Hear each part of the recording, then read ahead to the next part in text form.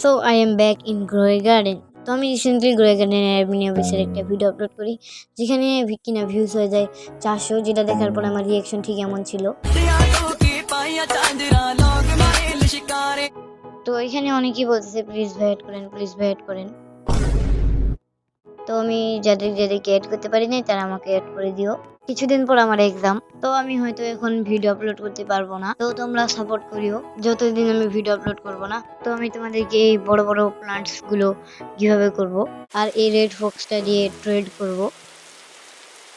তো আমি যদি এখানে সিডস প্লান্ট করি তাহলে এখানে সিড লাগানোর অ্যানিমেশনটা অনেক কুল। আর আমি যে কোনো প্লেয়ারের গার্ডেনে এইভাবে টেলিপোর্ট করতে পারবো, ঠিক এইভাবে। তো আমি একটা রাইনো পেয়েছি, এটা অনেক রেয়ার, এটা এলিফ্যান্টের আগে আছে 8.5% চান্স।